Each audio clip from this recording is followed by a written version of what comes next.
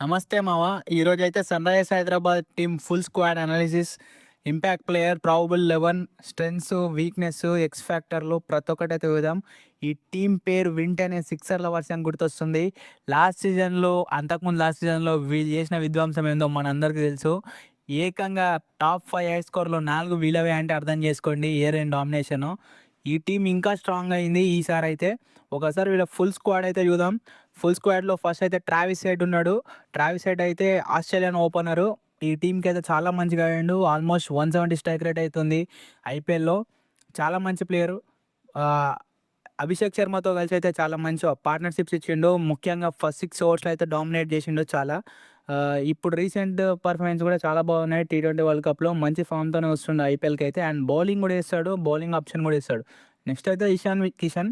Last year నుంచి ఇషాన్ కిషన్ అయితే ఒక మెరుపులాగా మెరిసిండు. అసలు ఎక్కడి నుంచి వరల్డ్ కప్ ఆడినా మీరందరూ చూసిర్రు. టీమ్‌లో లేనోడు వరల్డ్ కప్ వచ్చి వరల్డ్ కప్‌లో పర్ఫార్మించి వరల్డ్ కప్‌లో కూడా గెలిచిండు. ఇప్పుడు ఆ హైతోనే వస్తున్నాడు టీమ్ గూడా. అండ్ సయ్యద్ ముస్తాక్ అలీ ట్రోఫీని గూడా వాళ్ళ టీమ్‌ని గెలిపించిండు కెప్టెన్‌గా. అక్కడ గూడా హైయెస్ట్ స్కోరర్‌గా ఉన్నాడు. సో, రీసెంట్ పర్ఫార్మెన్సెస్ చాలా బాగున్నాయి. సో, ఖచ్చితంగా నేనైతే ఇషాన్ కిషన్ నుంచి ఒక 500+ రన్ సీజన్ అయితే ఎక్స్‌పెక్ట్ చేస్తున్నా. అండ్ వికెట్ కీపర్ అయితే ఖచ్చితంగా ఇషాన్ కిషనే ఉంటాడు. నెక్స్ట్ అయితే హెన్రిస్ క్లాసెన్ అయితే లాస్ట్ ఇయర్ అంతా పర్ఫార్మ్ చేయలేదు. కాకపోతే 400+ రన్స్ అయితే వచ్చినాయి. కాకపోతే క్లాసెన్ రేంజ్ అయితే అది కాదు. మనందరికి తెలుసు. క్లాసెన్ రేంజ్ అయితే వేరే ఉంటది. ఒకవేళ ఆ క్లాసెన్ మాత్రం ఈ సీజన్ వస్తే మాత్రం మళ్ళా ఆ కటేరమ్మ కొడుకులనైతే మనం చూడొచ్చు. నెక్స్ట్ అయితే అనికేత్ వర్మ కూడా లాస్ట్ ఇయర్ ఎవ్వరు ఎక్స్‌పెక్ట్ చేయలేదు. పెద్ద పెద్ద ప్లేయర్లు అందరూ ఫెయిల్ అయినప్పుడు అనికేత్ వర్మ వచ్చి టీమ్‌ని కాపాడిండు. అలాంటి ప్లేయర్ వీళ్ళ జాబితాలో 100% కలిసిపోతాడు. సో, ఖచ్చితంగా అనికేత్ వర్మ పైన కూడా చాలా ఎక్స్‌పెక్టేషన్స్ ఉన్నాయి. ఇంపాక్ట్ ప్లేయర్ గానీ 11లో ఉండే ప్లేయరే. నెక్స్ట్ అయితే స్మరణ్ రవిచంద్రన్ కర్ణాటక ప్లేయరు. డొమెస్టిక్‌లో మంచి పర్ఫార్మెన్సెస్ ఉన్నాయి. రంజీ ట్రోఫీలో గానీ, సయ్యద్‌లో గానీ ప్రతి దాంట్లో కన్సిస్టెంట్‌గా ఆడిండు. Left hand batter. బెంగుళూరు వాళ్ళు తీసుకోలేరు. కాకపోతే మన ఎస్ఆర్‌హెచ్ వాళ్ళైతే ఖచ్చితంగా తీసుకుర్రు. నెక్స్ట్ అయితే సలీల్ అరోరా. సలీల్ అరోరా అయితే సయ్యద్ ముస్తాక్ అలీలో చాలా మంచి పర్ఫార్మెన్స్ ఇచ్చిండు. 358 రన్స్ ఏమో కొట్టిండు.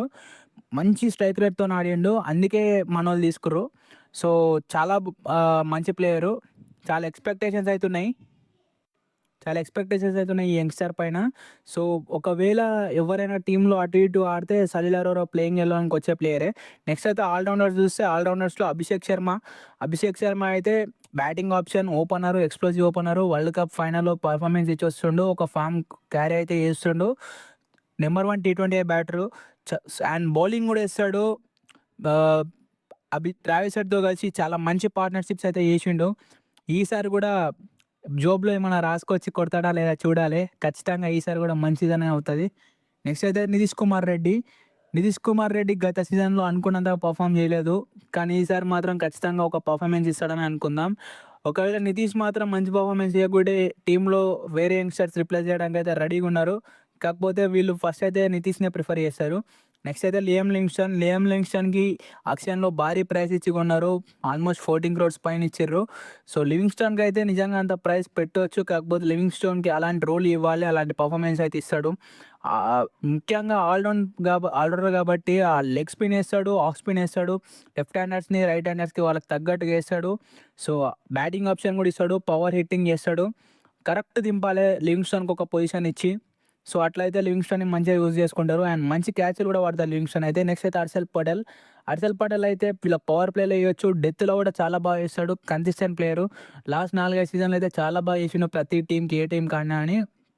ఎస్ఆర్‌హెచ్ కూడా చాలా బాగా ఆడిండు ఆడినంత వరకి. డెత్ ఓవర్స్‌లో కూడా చాలా బాగా చేస్తాడు బౌలింగు. ఒక కన్సిస్టెంట్ బౌలర్ అనే చెప్పాలి.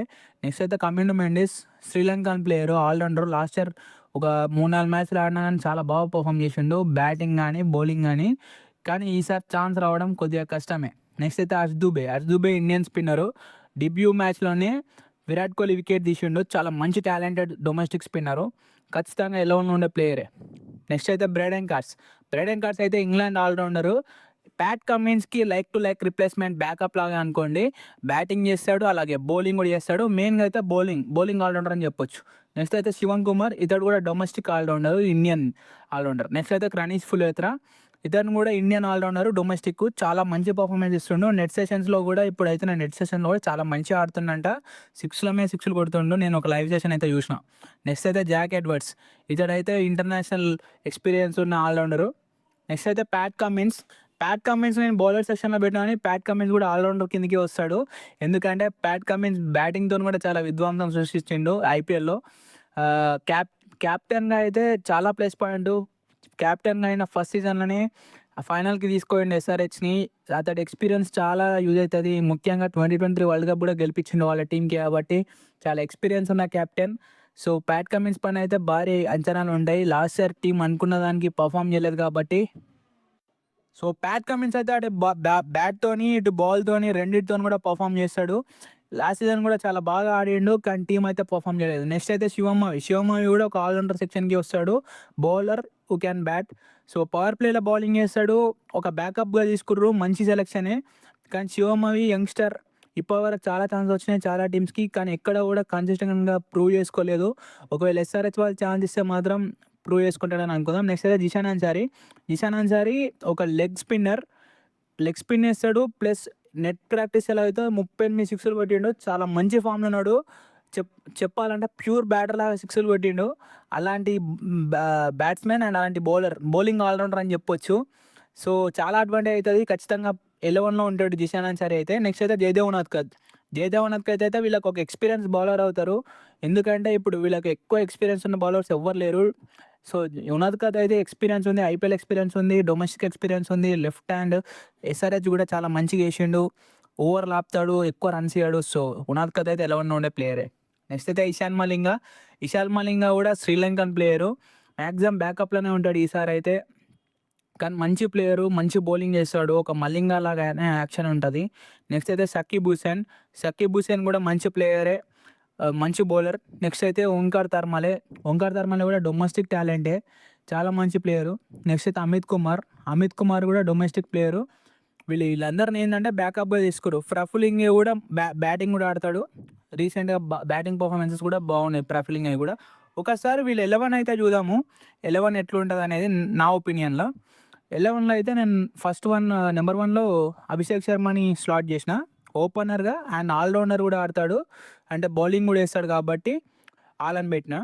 అభిషేక్ శర్మ ఎటువంటి ప్లేయరో మనందరూ తెలుసు. ఎక్స్ప్లోజివ్ బ్యాటింగ్, ఫస్ట్ 6 ఓవర్స్లో చాలా ఎక్స్ప్లోజివ్ ఉంటాడు. నెక్స్ట్ అయితే ట్రావిస్ హెడ్. వీళ్ళిద్దరు కాంబినేషన్ అయితే నెంబర్ 1 ఓపెనర్స్ అని చెప్పాలి ఇప్పుడున్న ఐపీఎల్లో అయితే. అలాంటి ఓపెనర్స్ ఇద్దరు కూడా ఓపెనింగ్ అండ్ ఇద్దరు కూడా బౌలింగ్ వేయగలుగుతారు. వీళ్ళిద్దరిట్లో ఒక్కరున్నా అని టీం వేరే లెవెల్ వెళ్ళిపోతుంది. పవర్ ప్లేలోనే 100 రన్స్ కొట్టేటట్టు ఉన్నారు వీళ్ళు, అట్లున్నారు. నెక్స్ట్ అయితే ఇషాన్ కిషన్ కూడా వీళ్ళకి తోడవడంతో ముగ్గురు కూడా డేంజర్స్గా పంపిస్తారు. అలా ఉంది వీళ్ళ batting lineup. And Ishan Kishan అయితే వికెట్ కీపర్గా ఉంటాడు.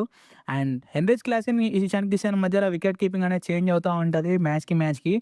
అండ్ ఇషాన్ కిషన్ అయితే చాలా పీక్ ఫామ్లో ఉన్నాడు. నెక్స్ట్ అయితే హెన్రిచ్ క్లాసెన్. ఈ బ్యాటింగ్ ఆర్డర్ చూస్తేనే చాలామంది కొనుక్కుంటేటట్టు ఉంది, ఎందుకంటే నలుగురు కూడా మెంటల్లో అట్లున్నారు ఒక్కొక్కరు. నెక్స్ట్ అయితే హెన్రిచ్ క్లాసెన్లో కూడా చాలా మంచి ఫామ్లో ఉన్నాడు. ఎస్ఆర్హెచ్ మంచి పర్ఫార్మెన్స్ ఇచ్చిండు. ముగ్గురు లెఫ్ట్ హ్యాండర్స్ అవ్వడం వల్ల మేబీ హెన్రిచ్ క్లాసెన్ అప్పుడప్పుడు 1 డౌన్ కూడా రావచ్చు, రొటేట్ చేసుకోవచ్చు. సో నెక్స్ట్ అయితే నితీష్ కుమార్ రెడ్డి అయితే ప్రూవ్ చేసుకోవాలి, ఎందుకంటే లాస్ట్ సీజన్ అంత మంచిగా పడలేదు, అప్పటి నుంచి కొంచెం డౌన్ అయ్యిండు. సో ఈసారి ప్రూవ్ చేసుకోవాలి. ఒకవేళ నితీష్ స్టార్టింగ్ ఇనిషియల్ 4-5 మ్యాచెస్లో పర్ఫామ్ చేయకపోతే మాత్రం సలీల్ అరోరా కానీ వేరే ఇంకా యంగ్స్టర్ ఎవరైనా రిప్లేస్ చేసే ఛాన్సెస్ అయితే ఉన్నాయి. నెక్స్ట్ అయితే లియామ్ లివింగ్స్టన్ వీళ్ళు మిడిల్ ఆర్డర్లో ఆడిపించవచ్చు అండ్ ఫినిషర్ కూడా వాడుకోవచ్చు. పవర్ హిట్టింగ్ ఉంది, ముఖ్యంగా డెత్ ఓవర్స్లో అయితే మంచి ఫినిషింగ్ స్కిల్స్ ఉన్నాయి లియామ్ లివింగ్స్టన్కి. నెక్స్ట్ అయితే ప్యాట్ కమిన్స్ కూడా బౌలర్, ఆల్రౌండర్, క్యాప్టెన్. సో అన్ని రోల్స్ ఉంటాయి. నెంబర్ 5 అయితే బాగా సూట్ అవుతాడు. ముఖ్యంగా లివింగ్స్టన్తో కలిసి చాలా బాగా ఫినిషింగ్ కూడా చేయొచ్చు. నెక్స్ట్ అయితే హర్షల్ పటేల్ కూడా బ్యాటింగ్ చేయగలుగుతాడు. ఖచ్చితంగా 6 కూడా కొట్టిండు చాలాసార్లు చాలా మ్యాచ్లల్లో. అండ్ బౌలింగ్ కూడా మంచి బౌలింగ్ వేస్తాడు. నెక్స్ట్ అయితే ఇంతకుముందు చెప్పిన జిషాన్ అన్సారీ స్పిన్ బౌలరు, మళ్ళీ 6 కూడా కొడతాడు, బ్యాటింగ్ మంచిగా ఆడతాడు, మంచి బ్యాట్స్మెన్ కూడా, మంచి స్ట్రైక్ రేట్ ఉంది. నెక్స్ట్ అయితే హర్ష్ దుబే కూడా ఆల్రౌండరే. వీళ్ళకైతే ఈసారి బ్యాటింగ్ డెప్త్ బీభత్సంగా ఉంది. ఎందుకంటే నెంబర్ 10 వరకు కూడా అందరు బ్యాటింగ్ ఆడేటోళ్ళే. హర్ష్ దుబే అయితే మంచి స్పిన్ వేస్తాడు, మంచి ఆప్షన్. ఇప్పుడు జిసాన్ అన్సారీ అండ్ హర్ష్ దుబేనే వీళ్ళకు ఉన్న స్పిన్నర్లు. అండ్ వీళ్ళిద్దరు తోడు లివింగ్స్టోన్ కూడా ఒక spin option. And Abhishek Sharma, Travis head కూడా స్పిన్ ఆప్షన్స్. కాకపోతే ట్రావిస్ హెడ్ అనేటైన వెళ్ళిపోతాడు ఇంపాక్ట్ ప్లేయర్గా ఆడి. సో మ్యాక్సిమం వీళ్ళకి స్పిన్ ఆప్షన్స్ అయితే బాగానే కనపడుతున్నాయి. నెక్స్ట్ అయితే జయదేవ్ ఉన్నత్కత్. వీళ్ళకైతే ఎక్స్పీరియన్స్ పేసర్ అంటే జయదేవే. మంచి పేసరు. ఇతను కూడా బ్యాటింగ్ ఆడతాడు. చాలా సందర్భాలలో రన్స్ అయితే స్కోర్ చేసిండు ఐపీఎల్లో. సో వీళ్ళ ఉన్న 11 మంది కూడా బ్యాటింగ్లో ఎంతో కొంత ఆట వచ్చిన వాళ్ళే. నెక్స్ట్ అయితే ఇంపాక్ట్ ప్లేయర్స్ చూసుకుంటే impact ప్లేయర్స్లో Aniket Varma, Salil Arora.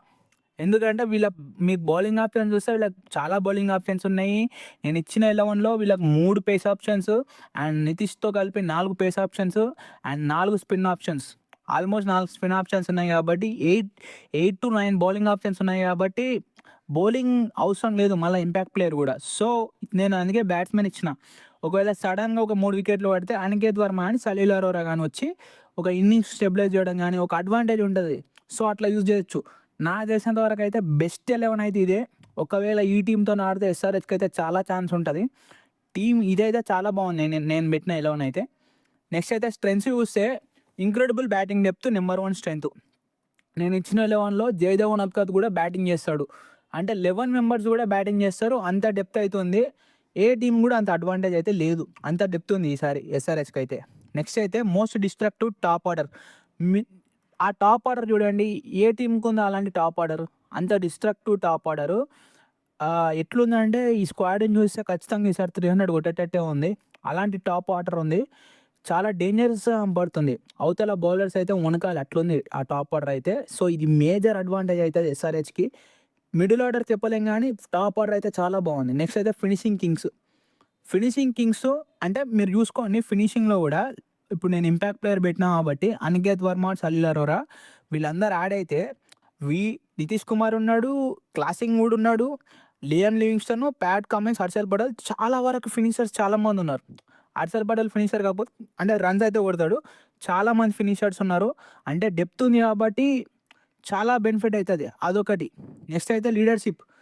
Pat Cummins captaincy అనేది వీళ్ళకి చాలా అడ్వాంటేజ్ అవుతుంది. ఎందుకంటే చాలా ఎక్స్పీరియన్స్ ఉన్న క్యాప్టెన్. ప్రతి ఒక్క ఫార్మాట్లో క్యాప్టెన్ చేసిండు. ఏ బౌలర్ని ఏ ప్లేయర్ని ఎప్పుడు ఎలా వాడుకోవాలో తెలుసు. ఈవెన్ నితీష్ కుమార్ లాంటి కూడా చెప్పారు చాలా బాగా యూజ్ చేస్తారు ప్లేయర్స్ని అని చెప్పి.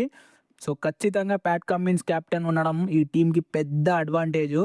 అది ఇలాంటి ఇంత మంచి స్క్వాడ్ ఉంది కాబట్టి అది కూడా లాస్ట్ ఇయర్ ఫెయిల్ అయింది కాబట్టి ఈసారి ఖచ్చితంగా కమిన్స్ చాలా కసి మీద ఉంటాడు. సో ఈసారి అయితే చూద్దాం ఏమవుతుందో. ఇదైతే వీళ్ళ మేజర్ స్ట్రెంగ్స్. నెక్స్ట్ అయితే వీక్నెస్లు చూస్తే వీళ్ళకి ఒక స్పెషలిస్ట్ స్పిన్నర్లు అనేటోళ్ళు ఎవ్వరు లేరు. అంటే ఒక ఎక్స్పీరియన్స్ స్పిన్నర్లు ఆక్షన్లో వీళ్ళు ఒక రవి బిష్నాయిని కానీ ఎవరైనా తీసుకుంటే బాగుండేది. కాకపోతే వీళ్ళకి యంగ్ స్పిన్నర్స్ ఉన్నారు, ఇంకా ప్రూవెన్ చేసుకోలేరు ఆ స్పిన్నర్లు అయితే. జిసాన్ అన్సారీ కానీ హర్ష్ దుబే కానీ స్పిన్నర్లు అయితే ఉన్నారు, కాకపోతే వాళ్ళు ప్రూవెన్ స్పిన్నర్స్ కాదు. అండ్ స్పెషలిస్ట్ అంటే ఇంకా వాళ్ళు ప్రూవ్ చేసుకోలేదు కాబట్టి వాళ్ళ మీద వాళ్ళు ఎంతవరకు రాణిస్తారు, వాళ్ళ మీద ఎంత కాన్ఫిడెన్స్ ఉంది టీంకి అని అనేది ఇంకా తెలియదు. సో మ్యాచ్లో అయితేనే కొద్దిగా తెలుస్తుంది. నెక్స్ట్ అయితే బౌలింగ్ డెప్త్ అయితే వీళ్ళకి అంటే ఖచ్చితంగా ఒక 5 మంది ప్లేయర్లు ఖచ్చితంగా రన్స్ ఆపుతారు, ఖచ్చితంగా అది ఆపుతారు అనేది అయితే లేదు. ఎందుకంటే హర్షల్ పటేల్ని కూడా రన్స్ ఇస్తాడు, అప్పుడప్పుడు ఎక్స్పెన్సివ్ అవుతాడు. అండ్ జయదేవ్ ఉన్నత్కత్ అయితే పర్లేదు, కాకపోతే ఈ జిసాన్ అన్సారీ అండ్ హర్ష్ దుబే ఎంతవరకు మంచి స్పిన్ వేస్తారు. అండ్ ప్యాట్ కమిన్స్ అయితే మంచిగానే ఉన్నాడు కాబట్టి అదొకటి అడ్వాంటేజ్ ఉంటుంది. సో బౌలింగ్ డెప్త్ అయితే ఎక్కువ లేదు, ఆప్షన్స్ ఉన్నాయి, కాకపోతే మంచి క్వాలిటీ అనేది కొంచెం మిస్ అవుతుంది బౌలింగ్లో డెఫినెట్గా. అదొక వీక్నెస్గా కనపడుతుంది. నెక్స్ట్ అయితే ఎక్స్‌ఫ్యాక్టర్స్ చూద్దాం. ఎక్స్‌ఫ్యాక్టర్స్ అయితే నెంబర్ 1 అయితే నితీష్ కుమార్ రెడ్డి పర్ఫామ్ చేస్తే మాత్రం బ్యాటింగ్లో కానీ బౌలింగ్లో కానీ అటు సీమ్ ఆల్రౌండర్గా అండ్ ఫీల్డింగ్లో కానీ ఖచ్చితంగా ఒక ఎక్స్‌ఫ్యాక్టర్ అవుతాడు పర్ఫామ్ చేస్తే. నెక్స్ట్ అయితే అభిషేక్ శర్మ కూడా బ్యాటింగ్, బౌలింగ్, ఓపెనింగ్ మామూలు ఎక్స్‌ఫ్యాక్టర్ కాడు. ఫస్ట్ 6 overs అనే మ్యాచ్ చేంజ్ చేసేస్తాడు. ఒకవేళ చేజింగ్ ఉన్నా కానీ 10 ఓవర్లలో కొట్టిరు టార్గెట్ చాలాసార్లు, ఎంత పెద్ద టార్గెట్ అయినా. సో అలాంటి ప్లేయర్ అభిషేక్ శర్మ. నెక్స్ట్ అయితే ఇషాన్ కిషన్ ఇప్పుడున్న ఫామ్కి అయితే ఖచ్చితంగా ఎస్ఆర్హెచ్కి ఒక ఎక్స్‌ఫ్యాక్టర్ అవుతాడు. ఎందుకంటే ఈజీగా ఇప్పుడున్న ఫామ్తోనైతే 500-600 రన్ సీజన్ అయితే వస్తుంది. సో ఇదైతే నా అనాలిసిస్. నేను ఇచ్చిన 11, నేను ఇచ్చిన స్ట్రెంగ్స్ అండ్ వీక్నెస్ మీకు నచ్చినాయా? ఒకవేళ మీ 11 అయితే రాయండి. ఈసారి బానే కనపడుతుంది టీము. కొంచెం బౌలింగే ప్రాబ్లమ్ అనిపిస్తుంది. కానీ బ్యాటింగ్ అయితే బానే ఉంది. సో, అంతే. ఇంకా 2 టీమ్‌లున్నాయి. అవి గూడా వస్తాయి వీడియోసు. బీట్ సిటీ ఛానెల్‌ని అయితే సబ్స్క్రైబ్ చేసుకొని, ఈ వీడియోని లైక్ జేయండి. జై హింద్.